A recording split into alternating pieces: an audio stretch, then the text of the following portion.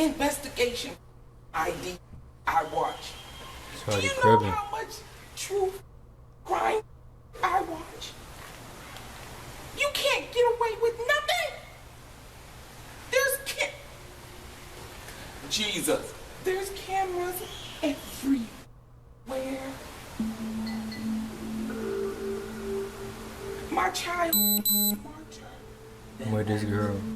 Our teenage years are known to be turbulent. They're marked by young love, heartbreak, testing boundaries, and keeping secrets. But how does the saying go? Two can keep a secret if one of them is dead? Oh my God.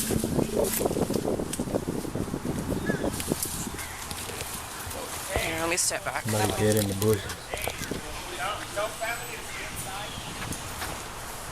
Can you guys go back inside for me? No. Thank you. We go watch from the window. Alright, are you live? Mm-hmm. Alright, I'm off right now. And one of them is dead, it appears. It's just too early to identify exactly who.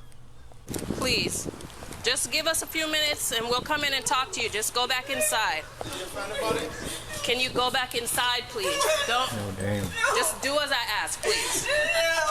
In a few minutes, an officer will come talk to you. Go back inside.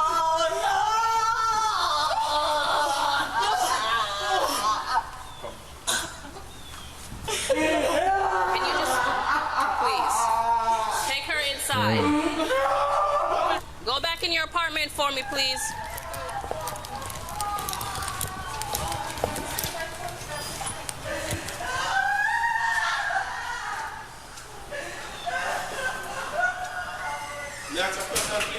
Listen, I can't answer anything right now. I just need you to go inside the apartment and stay there till I can get somebody to speak somebody to you, just died. You want me to?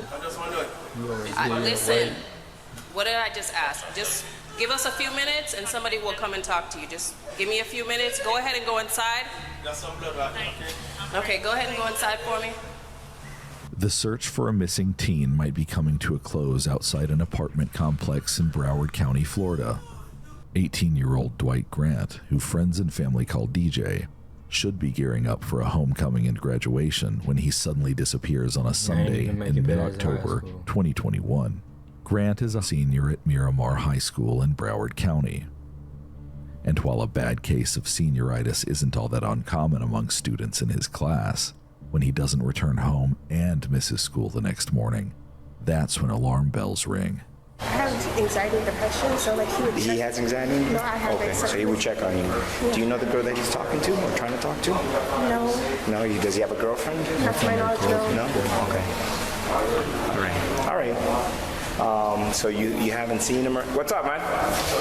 No, everything good? Okay. All right. Okay. Thank you very much. Okay, so you haven't spoken to him since. Is this his behavior? Like, does he do it? He's a good kid? He's a good kid. He doesn't drink. He doesn't smoke. If he goes out, he has a plan. He goes out with his friends. He calls literally all of us all the time to let us know, like, what's up, how you are. Okay. All right. In the morning, at night, make sure I'm okay. Okay. Same thing with these kids. Have they seen him? Let me speak to them really quick. Grant's friends say he's a gamer. He doesn't run around town getting into trouble. He doesn't drink or smoke, and he certainly doesn't disappear. His friends, along with Grant's family, spend Monday handing out flyers and searching for him on foot. By Tuesday, police are canvassing the area near Sherman Circle North, a Miramar neighborhood residents describe as peaceful. Or it used to be peaceful, until around 2 p.m. on Tuesday, October 19th, when they find something in the bushes.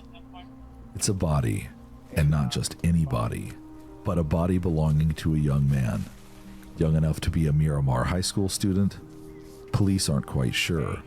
What they can say, almost for certain, is that Broward County is about to investigate a shocking homicide.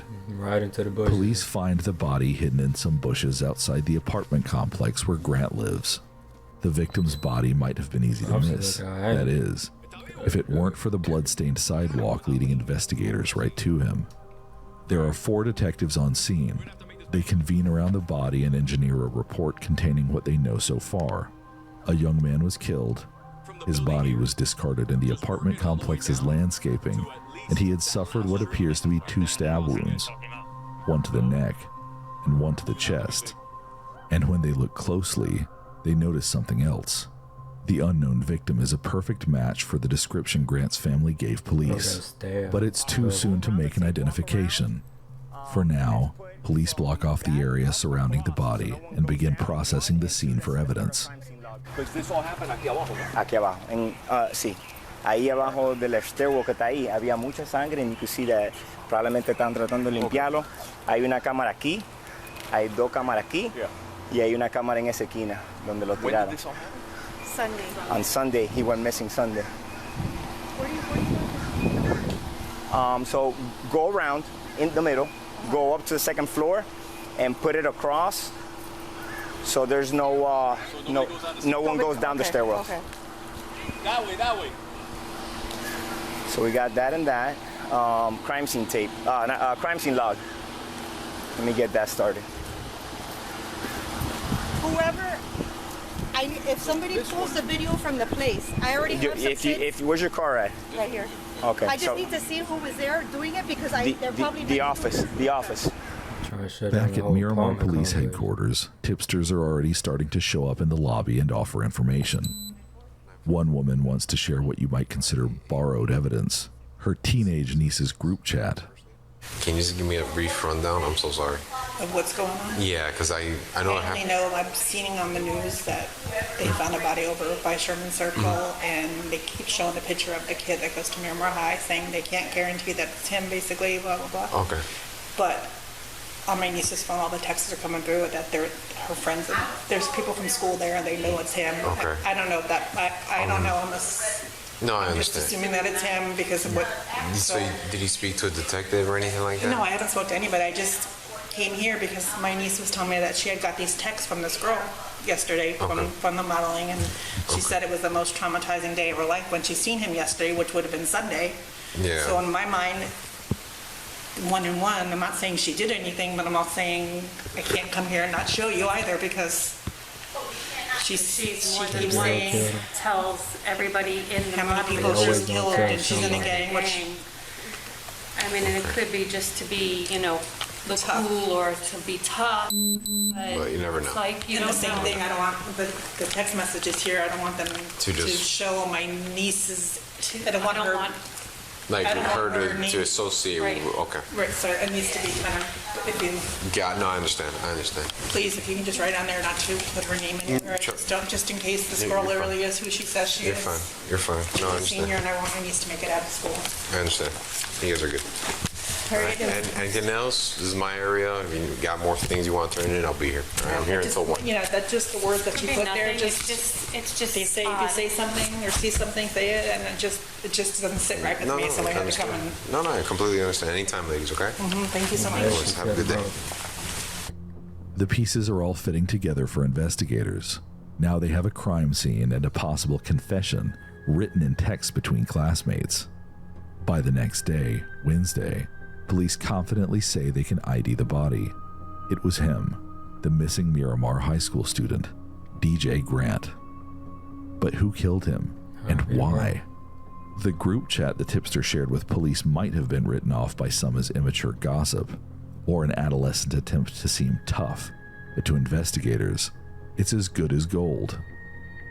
Text messages reveal the names of 3 persons of interest in the case: 17-year-old Andre Dexter Clements, 16-year-old Jaslyn Smith, and 17-year-old Christy Parisian.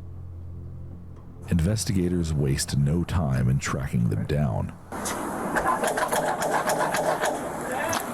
Miramar Police Department. Miramar Police Department. How you doing, ma'am? I'm waiting for my sister to go over there. What happened? Are you the only one here? Christy? Is Christy here? No. Are you Christy? No. Oh, okay. That's my daughter. No, I'm saying, is anybody else in the house? No. Okay. Do you mind talking to us outside for a minute? Huh? Do you mind talking to us? I have Detective Woods here. Hello. Hi, how you doing? I'm good, thank you. Good. I heard the message. I was at work. I don't know how I don't have why. I'm waiting for my sister to go over there. I got the message. You got the, I'll come over here and What happened? I just need to speak to you over here for a second. Oh, Lord. So, right now there's an investigation. Like, And I guess it's your daughter. Yeah, that's my daughter. Your daughter, her name came up. So, what we're gonna have to do is we're gonna have to keep you out of the house for now. Me? Yes. Nothing has to do with you personally, but we have to keep everybody out of the apartment. So if there's anybody else in there that's in there, No, the sister, she's at work right now. but nobody else is inside. No, only You three wanna of get us. some, you got shoes on? Okay. There's nobody else inside right now? No. Okay. So we have detectives that are going to get a search warrant. Okay. So right now, we're just going to make sure nobody's inside, and then we're going to close the door. And then we're going to wait for the warrant to get here. And then When I can come back. And who? When I can come back, no? As soon as you're done with the search warrant, then Today? go back in. No, not today. Yeah, okay, today. Even though Christy's mom is not under arrest and police do not have a warrant, they prohibit her from going inside her apartment to grab her phone. Is that even, Can I take my can they even do that? phone to call my sister? Is okay? Take my phone? My phone is right there. Can I call her? Because I'm working on her to go. Well, right now at this point, we already gave you, notice that nobody can go back inside. Can you take my phone for me? This is right there by the Yeah, usually exactly. is my phone right there. we really got to follow protocol on this one. Oh my God. That's my phone. No, I mean, but am I listening to? The Chrissy gave me the message. Christy's mom stands outside with police as they wait for another member of law enforcement to arrive with a warrant. She's patient and polite. She even allows one officer to listen to a voice message her daughter left earlier that day.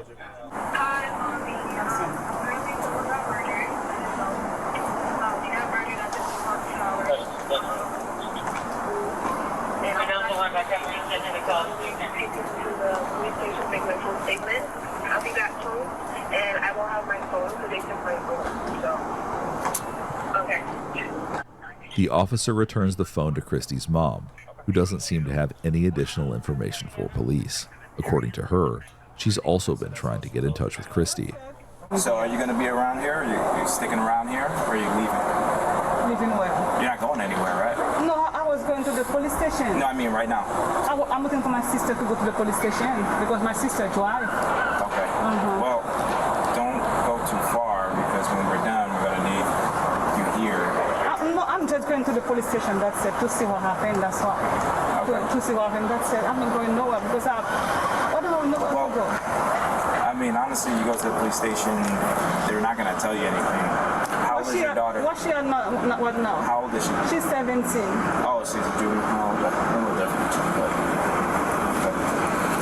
I mean, you can do what you want. I just don't want you to go too far. Because Christy is under 18, her mom has the right to accompany her during any questioning by police. The officer takes her phone number so they can stay in touch if she decides to leave. By now, police have already spoken with 17-year-old Christy, who is sometimes called Chrissy by friends. Next on their list is Jaslyn Smith. They track her down and speak with her outside her family's apartment at about 11 p.m. that night. Jaslyn, did you hurt this person? No, I didn't. Because I didn't hit him or anything. I was just told to push him and make sure he stayed in the corner. I'm sorry, I didn't hear it. I was just told to push him and make sure he stayed in the corner. Which is what we figured after seeing that, you're a good kid. So and all that. I need honesty from you, okay? I've been 100% honest with you. I know. 100%. I know, but I need to know, like, does this implicate my child in this action of what happened? I don't know exactly what happened. You're telling me that you were told to do something? I don't know what you did. I don't know what you didn't do. She said that she was told to keep him in a corner. Andre. Okay.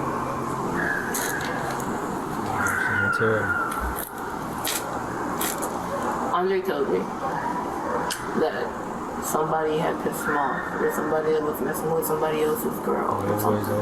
It had to do with some type of chick. And that he was upset and that he needed some backup for his fight. He told me it was just a fight. I want to make sure that you both understand, because I've said this already to you in the past, that you guys don't have to stay here. You do not have to talk to me. Are you going to arrest my child? No, I'm not going to arrest your child. I'm not. But I want to make sure that you understand that, because she is 16. I'm being completely honest with you. I want to hear what she has to say, but I wanted to reiterate, because I said it to you and she wasn't here. That's all. Okay? Do you understand? Do you understand what I'm saying? I understand what you're saying, but I don't want to go to some police station and leave without my daughter. I'm just saying, you don't have to. We have to hold this house, but you guys don't have to stay here. That's all I'm saying. Detectives are still building their case, so they aren't making an official arrest quite yet. But Smith seems ready to talk, and her mom doesn't object, so the police let her share her version of what happened. He told me to dress up in all black and follow him. Andre? It sounds like a great idea. He just said, do this for me. Just help me out with a fight. We're fine. We walked all the way there. And we walked up the stairway. And Chrissy was there. Chrissy had seduced him, from what I know. I was trying to just pretend and forget that it didn't happen. I already knew that if something like this was going to happen, I already knew the cops were going to show up sooner or later. And I've already started preparing myself for the worst, Ma. What do you mean by preparing yourself for the worst? If they send me away, Ma.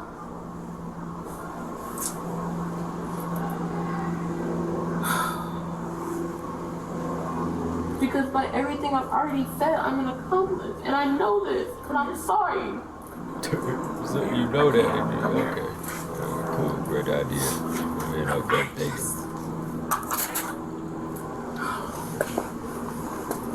The female officer on scene can be seen laughing out of Smith's sight, but the scene is anything but funny.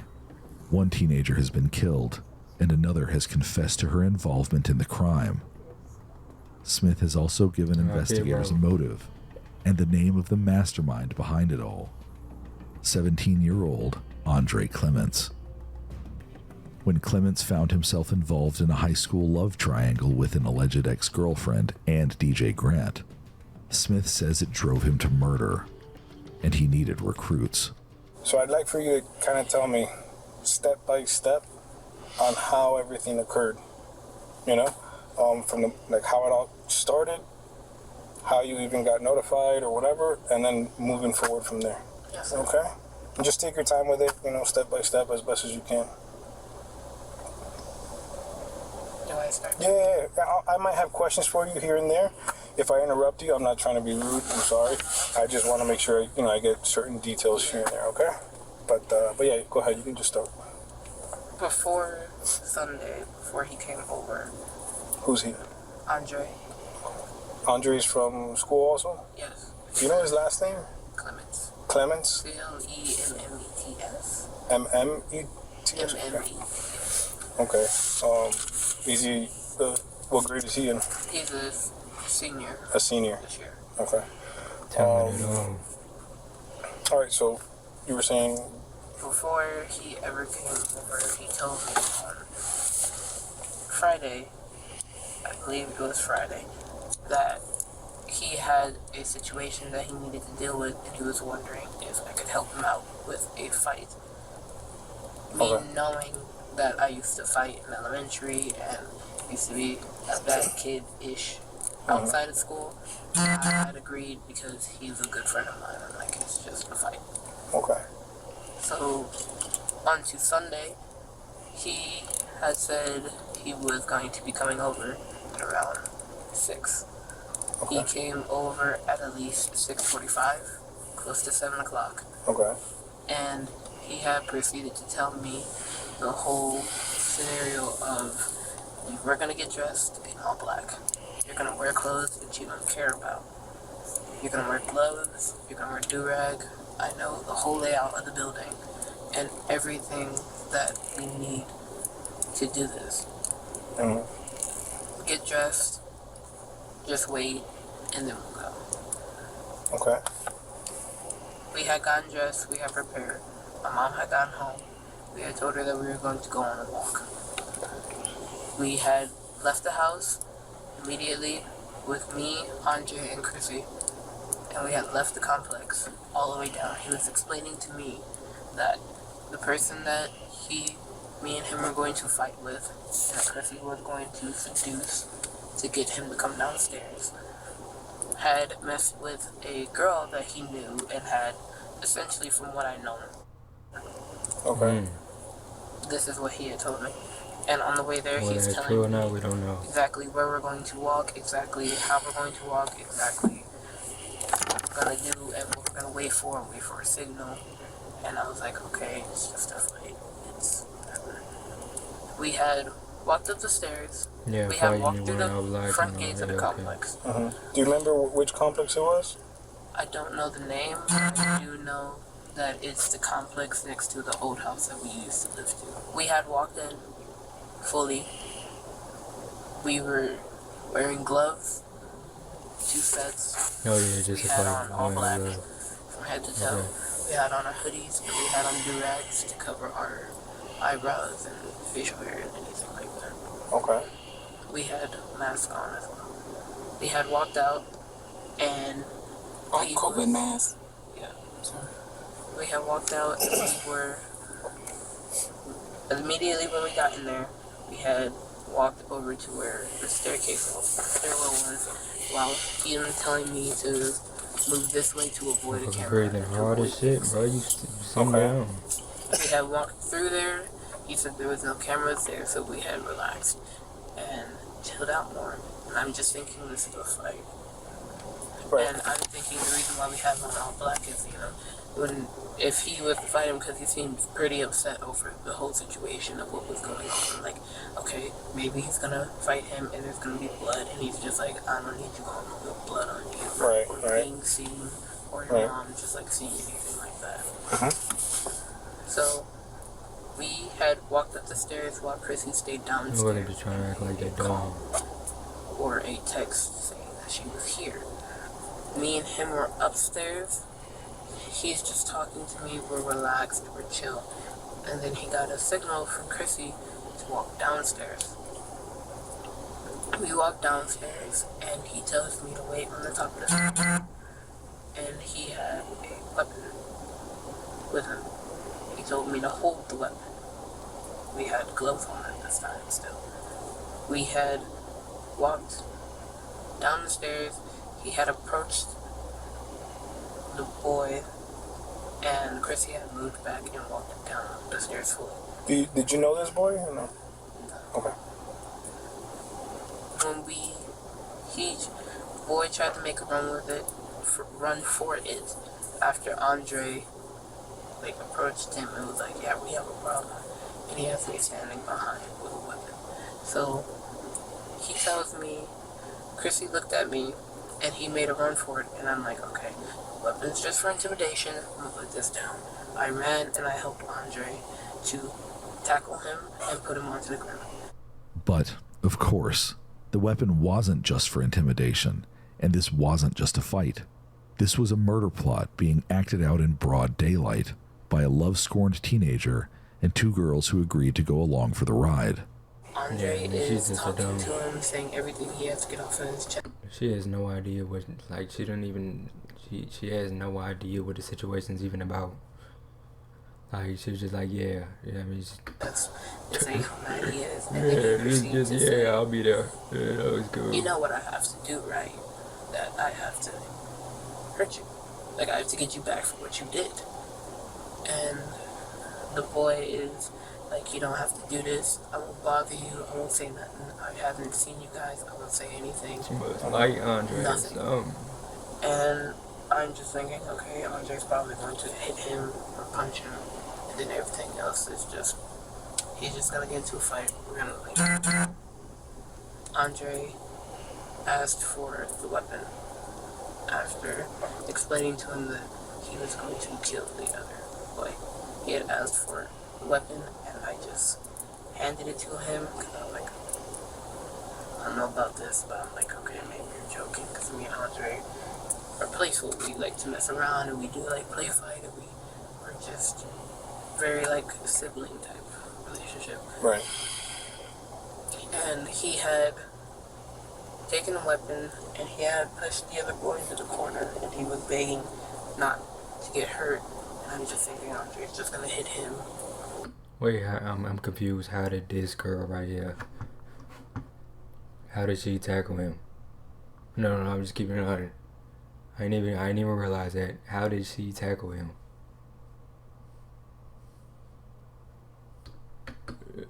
And Andre told me to come here and help him. Maybe she be right. Like, okay, you can do what you want to do. You can punch him or something. And I'm just holding him. And then Andre proceeds to rapidly punch him. And then, after a while, Chrissy said, there's a lot of cars here. There's a lot of people watching. There's kids out. You need to hurry it up.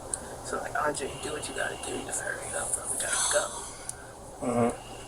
He proceeded to take out a small weapon and attempt to stab him.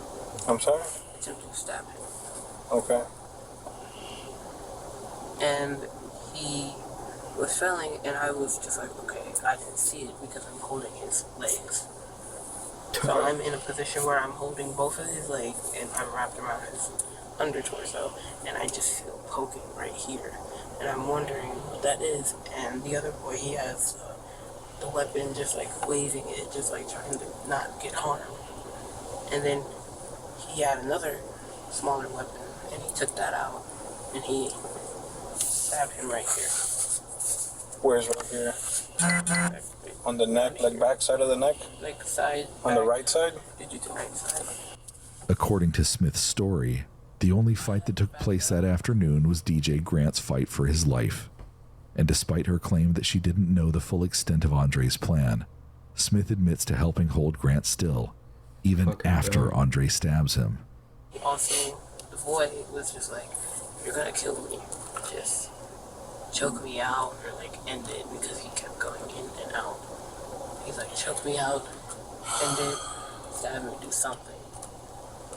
And Andre stabbed him again. And he had told me, and Chrissy, he had told me to get Chrissy and get cleaning supplies. And at this time, the gloves that we were having on and wearing were ripping and torn. And I was getting nervous, and I was getting scared. And I wasn't showing any of it because I'm just like, if I show this, they're gonna know that I'm like, I can't do this, and I'm like freaking out. So I'm like, I'll do what you say. I didn't tell them this, but I'm like, I'll do what you say. It is what it is, and whatever happens, happens. It is what it is. Smith's demeanor feels cold for someone who supposedly didn't expect the altercation to go down this way. But then, once the story of Grant's death is told, Smith seems to slip up and reveal something to officers that contradicts her original story. So, I had helped Andre move him a certain direction under the cameras, under the one camera that we saw. Bro, this is the same girl that early in the video she said she already knew what to expect, and that she was thinking of something in her head to come up with. No, that's what she said. That's what the words was. Right there, and into the bushes. And at this time, we both had not eaten. We both were exhausted. So he's like, push him back here into the bushes, and just leave him there. We'll figure out what to do with him at a different time. And I'm just saying, okay, because prior to this, he had told me that this was the first person he had ever killed. Prior to this, he had told you that? When we were at the house, when we were just talking about the whole plan of what to do, what was going to happen, but he never told me that he was going to kill somebody until at this time. You know, like, this is the first person. I'm going to leave it here. I'll ask Chrissy. We're going to leave. Clements had spoken to Smith about killing Grant while they were still getting ready at her house, before they met with Parisian, and before they lured Grant to the stairwell where he ultimately met his demise. After the teens dragged Grant's body into the bushes, they cleaned up and sealed their supplies and weapons in a bag that Smith hid in her jacket. Then they removed their gloves and walked back to the complex where Smith lived. They found an open, grassy area outside the complex, clearly visible to residents who happened to be looking, and set out to dispose of the evidence. They started what Smith calls a bonfire with gasoline. They threw bloody clothes in the middle, gathered around it, and talked. As they watched the blood-soaked fabric burn, they shared their fears and wondered what would happen next. That's when a security guard for the apartment complex approached them. Now they had a witness, not only to the crime itself, but the aftermath. And to make matters worse, he wasn't the only one. Someone else had alerted him. And as she would later tell police, she remembered everything. I saw the tape, I remember everything. And the two girls, they were just standing there, but they weren't moving much. The chubby girl, she was just like moving back and forth, but like standing in the same spot, but moving a little bit. And then the guy was moving around the fire, just throwing more gasoline. What was he? What did you see him throw? It was like a bottle. It was like the normal bottles that. Like a bottle that you use for like a barbecue, or yeah, like yeah. Like it looked like I don't have a water bottle, but it just looked like one of those normal bottles with like, you know how it's say when you go to a restaurant it's like ketchup. Okay. Yeah, like he was just throwing the gasoline. Okay, like that. Mhm. Those. He was just walking around the fire and he was just throwing more in the fire, which is getting bigger. And what was it? I don't know. I just know like it looked like some type of material. It didn't look like cause we have like a lot of ducks. It didn't look like they killed a duck or something. It looked like it was a material that they were doing. Okay, like material. Like clothes. Something of material type. Okay. And did you recognize any of them? No, cause it was pretty far, but seeing them on the news, their faces, that's when you can remember that they were the same ones that you saw that night. Yes. Okay, and then when you saw that fire happening, what did you decide to do after that? Honestly, since they were doing it on the grass, I felt kind of unsafe that they would probably like go to a certain point to spread the fire because they're teenagers. So I just slowly I walked really fast, and I went to the other side of Sherman Circle, the other side of the complex of Lake Vista. So the other side of where the leasing offices. Mm-hmm. So you were able to see their face clearly. If you were ever able to see them again, you would recognize them. I didn't see their face, but I saw their body shape, and seeing them on the photos, you could picture them, especially the chubby girl. It was very noticeable. I could see her braids. Okay. And the kids. And you did alert the security guard. Yes. Of the fire. Yes. And that's when he was made aware. Okay. Is there anything else you can think of about that night that kind of stood out to you? No, not really. I just saw their emotions, and right when I came to my apartment, they were. What did they appear like? You could feel the traumatization from them, and you could feel like they were scared, but you could also feel like they had that energy of the way of thinking like he deserved it. Like you could notice that. Okay. And right when I went to my apartment, I immediately went to my balcony to see if they were still there, but they were gone really fast. Right. And all you saw was all I saw was the burnt grass. Now investigators have security footage of the teens in all black, eyewitnesses who saw Clements, Parisian, and Smith burning the evidence, and Smith's long-winded confession that she gave police in the squad car. All they needed now was the weapon, and that, it turned out, would be the most shocking part of the crime. You had said that the weapon that Andre was using, he used it to stab the boy. I'm assuming it's a knife then that he had? There is a knife and there is a longer A longer what? Sword. A sword. Okay. Do you know what ended up happening with those? So it was a small knife and then the long sword. Yes. Okay. A sword. Now that complicates things for Smith.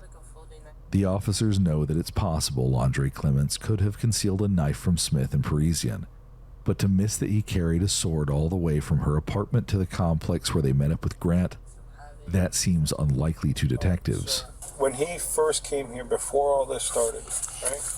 When he first showed up at your house, he got here with, you said it was a collection. The small ones was a part of a collection? The small ones I didn't see, but they were like either in his pocket or in the bag that he had brought with him.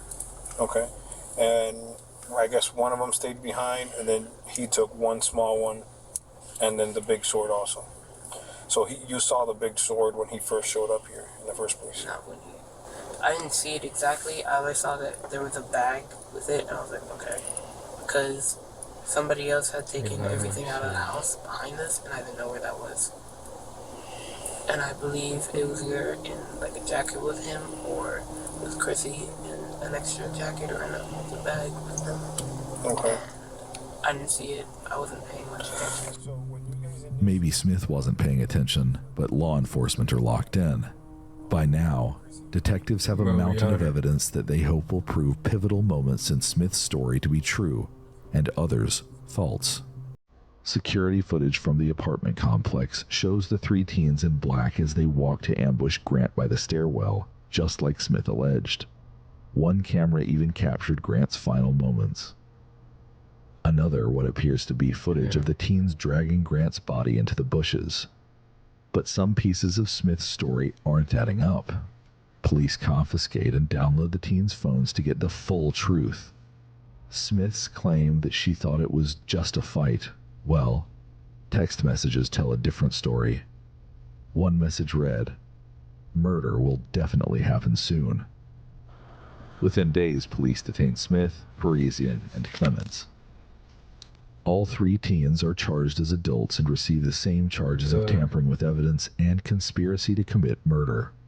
Smith and Parisian are also charged with murder in the second degree. Clements, who authorities allege orchestrated the killing from the start and drove the sword through DJ Grant's chest, was charged with premeditated murder in the first degree. Smith and Parisian plead guilty and are sentenced to 25 years. After their release, they'll each serve an additional 10 years probation. On February 18th, 2025, 20-year-old Andre Clements pleaded guilty to murder, tampering with evidence, and conspiracy to commit murder. He was sentenced to 40 years in prison plus lifetime.